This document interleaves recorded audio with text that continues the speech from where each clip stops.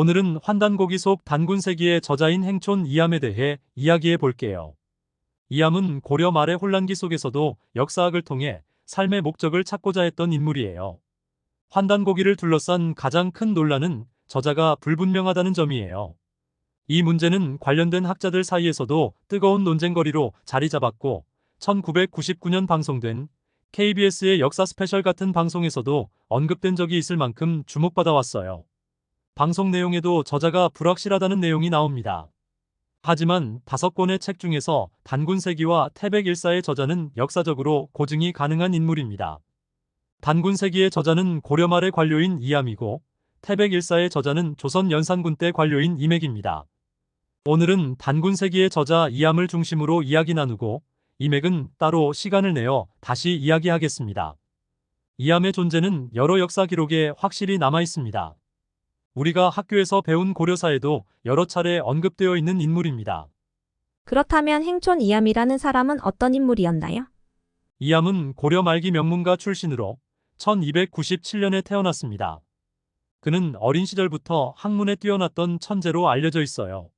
17세라는 어린 나이에 과거 시험에서 문과에 급제하며 학문적 재능을 인정받았고 이후 다양한 관직을 두루 역임하며 중요한 역할을 맡게 되었죠. 특히 공민왕 시절에는 고려의 최고 관직 중 하나인 수문화시 중에 오를 만큼 신임받았던 인물이에요. 이런 높은 지위와 명성 덕분에 그의 삶과 업적은 역사 기록에도 자주 언급됩니다. 그렇군요. 저자가 이렇게 명확하고 또 그 인물이 역사적으로 중요한 인물이라면 단군세기가 위서라는 논란에서 벗어날 가능성이 있겠네요. 바로 그 점이 중요한 포인트예요. 이암은 뛰어난 학자일 뿐 아니라 고려 말기의 중요한 정치 문화적 인물로 인정받는 사람이에요. 그래서 환단고기를 둘러싼 논란 속에서 단군세기가 주목받는 것이지요. 그렇다면 이암은 어떤 인물이었나요? 단순히 높은 관직에 오르는 것이 그의 목표는 아니었던 것 같아요. 맞습니다. 이암은 단순히 개인적인 영달이나 관직의 성공을 목표로 삼은 인물이 아니었어요. 그의 삶의 궁극적인 목적은 역사와 철학을 통해 인간과 국가의 본질을 탐구하고 이를 바탕으로 국가와 민족의 근본을 바로 세우는 데 있었습니다. 이를 잘 보여주는 것이 바로 단군세기 서문에 담긴 그의 사상이죠. 나라를 위하는 도리에는 선비의 기계보다 앞서는 것이 없고 역사학보다 더 중요한 것이 없다. 역사가 분명하지 않으면 선비의 기계가 진작되지 않고 선비의 기계가 진작되지 않으면 국가의 근본이 흔들린다. 그렇군요. 이 서문을 보면 이암이 역사를 단순히 기록의 도구로 본 게 아니라 국가와 개인의 정신적 기반으로 여겼다는 걸 알 수 있네요. 맞아요. 이암의 이 말에는 깊은 철학이 담겨 있습니다.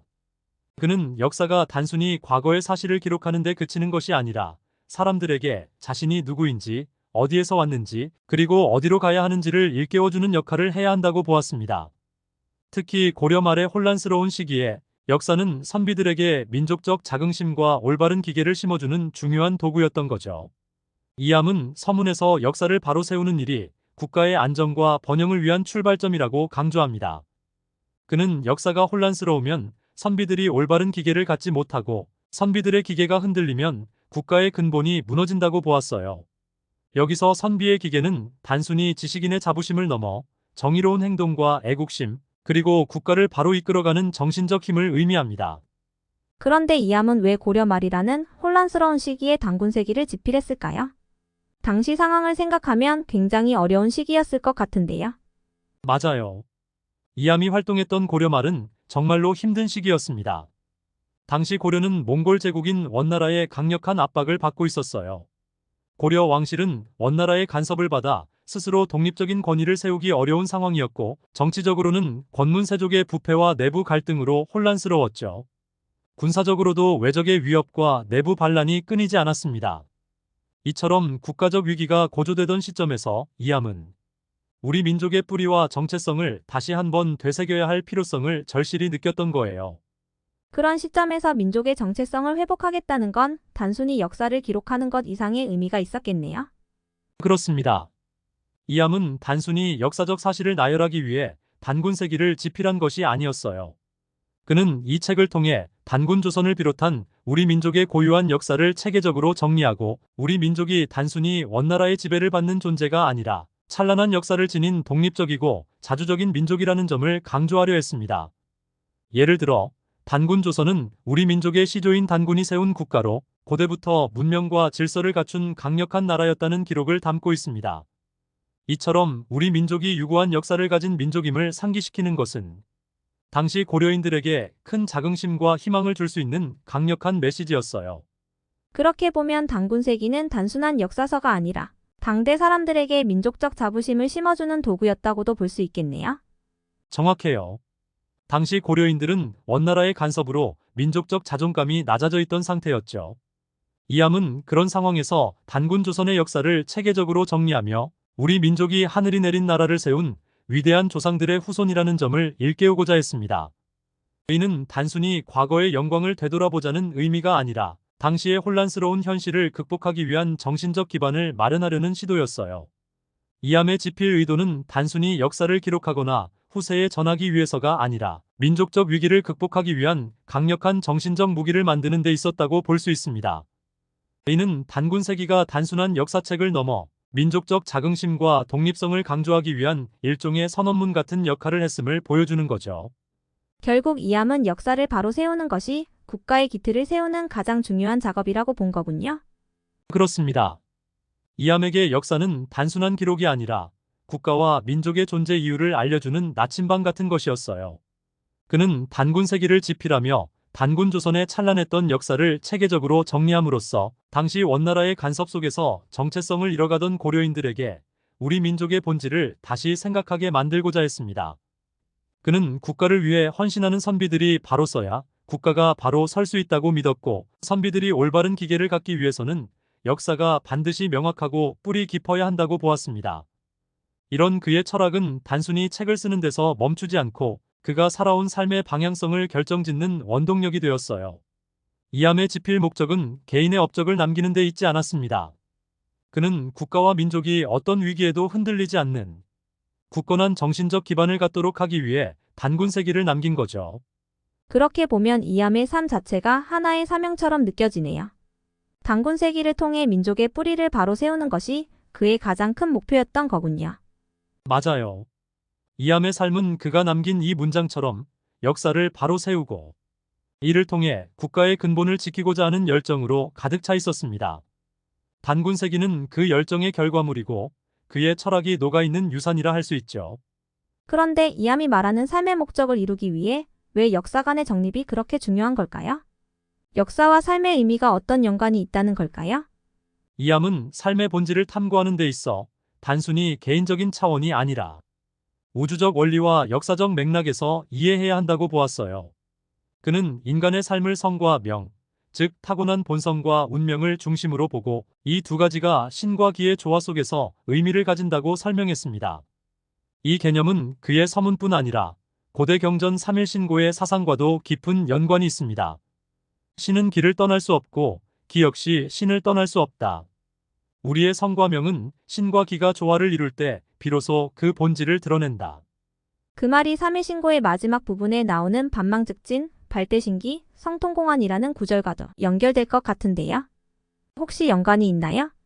정확한 지적이에요. 이암의 철학과 삼일신고의 사상은 깊이 연결되어 있어요. 반망즉진은 허망함을 거슬러 진리를 찾는다는 뜻이고, 이는 인간이 자신의 본질을 회복해 참된 삶의 길로 나아가는 것을 의미합니다. 이어서 발대신기는 위대한 신적 기운을 발현시킨다는 뜻으로 신과 기가 조화를 이루는 상태를 상징하죠. 마지막으로 성통공헌은 본성을 깨달아 삶의 역할을 완수한다는 의미로 진리와 조화를 이루며 삶을 완성하는 궁극적인 경지를 나타냅니다. 이암은 이러한 사상을 바탕으로 인간과 민족의 삶을 우주적 조화 속에서 해석하려 했습니다. 그는 단군세기를 통해 단군조선의 역사를 정리하며 우리가 단순히 현재를 살아가는 존재가 아니라 우주의 질서 속에서 과거와 미래를 연결하는 존재임을 강조했습니다. 따라서 신과 기가 조화를 이루는 상태를 이해하는 것이 곧 우리의 본질을 깨닫고 역사 속에서 삶의 목적을 찾는 길이라고 보았습니다. 결국 이암에게 역사를 바로 세우는 것은 민족과 인간이 자신의 본성을 깨닫고 삶을 완성하는 길과 연결된 작업이었군요. 맞아요. 이암이 말한 신과 기의 조화는 단순히 철학적 개념이 아니라 우리가 과거의 역사 속에서 본성을 회복하고 현재와 미래의 삶을 조화롭게 만들어가는 핵심 원리였습니다. 3일 신고에서 말하는 성통공원의 경지는 곧 인간과 민족이 스스로를 역사와 우주의 질서 속에서 바로 세우고 삶을 완성하는 단계로 볼 수 있어요. 이암은 이를 실현하기 위해 역사를 바로 세우는 일이 중요하다고 보았고 단군세기를 통해 그 작업을 시작했던 거죠. 그는 역사가 단순히 과거를 기록하는 데 그치지 않고 허망함에서 벗어나 진리를 찾고 민족의 본성을 회복하며 나아가 민족적 사명을 완수하는 정신적 지침이라고 생각했습니다. 따라서 역사관의 정립은 단순한 학문적 과제가 아니라 삶의 본질을 찾고 민족과 개인의 운명을 완성하는 데 꼭 필요한 작업이었던 겁니다. 이암의 철학을 보니 역사와 철학, 그리고 삶의 본질이 하나로 연결되어 있다는 점이 흥미롭네요. 단군세기가 단순한 역사서가 아니라 철학적 선언서처럼 느껴져요. 맞습니다. 단군세기는 이암의 삶의 목적과 철학이 응축된 결과물이라고 할 수 있습니다. 그는 신과 기의 조화를 역사와 삶에 녹여내어 민족과 인간이 본성을 깨닫고 완성된 삶에 도달하도록 돕고자 했던 거죠. 이를 통해 역사를 바로 세우는 것이 단순한 과거의 기록을 넘어 삶의 의미와 본질을 탐구하는 작업임을 우리에게 알려줍니다. 이암의 역사관과 철학을 들으니 단군세기가 단순히 고대사를 기록한 역사서가 아니라는 생각이 드네요. 역사와 삶의 본질이 연결되어 있다는 점에서 특별한 의미를 가진 것 같아요. 맞습니다. 단군세기는 단순히 과거의 사실을 기록한 고대사가 아닙니다. 이 책은 당시 혼란스러운 시대의 민족적 정체성을 되찾고 삶의 의미와 목적을 찾기 위한 철학적 기록이자 실천적 선언이라고 볼 수 있어요. 이암은 단군 조선의 역사를 정리하며 단순히 우리 조상은 이런 일을 했다고 알려주는 것을 넘어서 우리 민족이 어떤 정신적 뿌리를 가지고 있으며 앞으로 어떤 방향으로 나아가야 하는지 깊은 메시지를 전하고자 했습니다. 그렇다면 이암이 전하고자 했던 메시지는 단순히 과거를 알리는 데 그치는 게 아니라 민족의 본질과 인간 삶의 목적까지 아우르는 것인가요? 바로 그렇습니다. 이암은 역사를 단순히 과거의 이야기로 보지 않았습니다. 그는 역사 속에서 인간과 민족의 본질을 찾고 그 본질을 깨닫는 과정을 통해 미래로 나아가는 길을 제시하려 했습니다. 이는 3일 신고에 나오는 반망즉진, 발대신기, 성통공원이라는 철학적 경고와도 일맥상통합니다. 허망함을 거슬러 진리를 찾고 신과 기가 조화를 이루는 상태를 통해 삶의 본성을 깨닫고 마침내 인간과 민족의 삶을 완성하는 단계에 도달한다는 사상이죠. 이암이 강조한 바는 단순합니다. 역사를 바로 세우는 것이 곧 삶의 본질을 탐구하는 일이라는 겁니다. 그는 역사를 통해 우리가 누구인지, 어디에서 왔는지, 그리고 어디로 가야 하는지를 찾으라고 말합니다. 이 과정에서 인간은 자신의 본성을 회복하고 삶의 목적을 깨달으며 나아가 민족과 국가의 정체성을 재건할 수 있다는 겁니다. 이암의 철학은 단순히 역사 연구를 넘어선 것 같아요. 우리 민족이 어떤 존재인지에 대한 자부심과 동시에 개인이 자신의 삶의 본질을 찾는 방법까지 제시하고 있는 것 같네요. 정확해요. 이암의 철학은 개인과 민족, 그리고 우주의 질서를 하나로 통합하려는 깊은 사상을 담고 있어요. 그는 단군세기를 통해 단군 조선의 역사를 밝히며 단순히 과거의 영광을 기록하려는 것이 아니라 당시 원나라의 지배와 내부적 혼란으로 민족적 자존감을 잃어가던 고려인들에게 강력한 메시지를 전달하고자 했습니다. 우리는 오래된 역사와 찬란한 문화를 가진 민족이다. 우리의 뿌리는 위대하고 우리는 이 뿌리를 통해 앞으로도 발전해 나갈 수 있다는 메시지요. 이암의 메시지는 오늘날에도 유효합니다.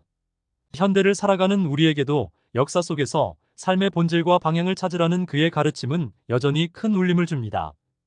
역사를 돌아보고 거기서 인간과 민족의 정체성을 찾는 일이야말로 우리가 지금 어디로 나아가야 하는지 알려주는 나침반이 될 수 있다는 것이죠.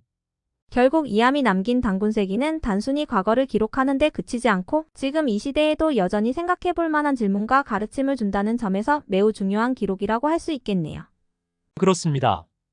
이암이 전한 메시지는 단순한 과거의 이야기가 아니라 시대를 초월해 인간과 민족의 본질을 묻고 답하려는 철학적 선언입니다. 그가 남긴 기록은 우리가 자신의 뿌리를 돌아보고 나아가 자신의 삶의 목적과 민족의 사명을 다시금 고민하게 만들어줍니다. 그러니 단군세기를 단순히 역사서로만 볼 것이 아니라 삶의 의미와 방향성을 고민하게 만드는 깊은 철학적 유산으로 읽어야 합니다. 이암의 역사관과 삶의 철학, 우리에게 정말 많은 것을 되새기게 하네요. 지금 시대에도 꼭 필요한 통찰 같아요. 맞아요. 이암이 전하는 가르침은 오늘날에도 여전히 유효합니다. 우리가 자신의 뿌리를 돌아보고 그 뿌리에서 삶의 의미와 목적을 찾아 나갈 때 그는 그 길을 밝히는 중요한 이정표로 남아있을 겁니다. 오늘은 고려 말기의 위대한 학자이자 정치가, 그리고 철학자인 행촌 이암에 대해 알아봤습니다. 그의 단군세기가 단순히 역사를 기록한 책이 아닌 민족의 정체성과 삶의 본질을 찾으려는 철학적 선언이라는 점 참 놀랍지 않으셨나요? 이암이 전하는 메시지는 오늘날에도 여전히 유효합니다. 자신의 뿌리를 돌아보고 삶의 목적을 찾으라는 그의 가르침은 우리 모두가 한 번쯤 되새겨 볼 만한 가치가 있는 것 같아요. 오늘 영상이 흥미로우셨다면 좋아요와 구독 꼭 부탁드려요. 여러분의 소중한 댓글은 더 좋은 콘텐츠를 만드는 데 큰 힘이 됩니다. 다음에도 흥미로운 역사 이야기로 찾아뵙겠습니다. 감사합니다.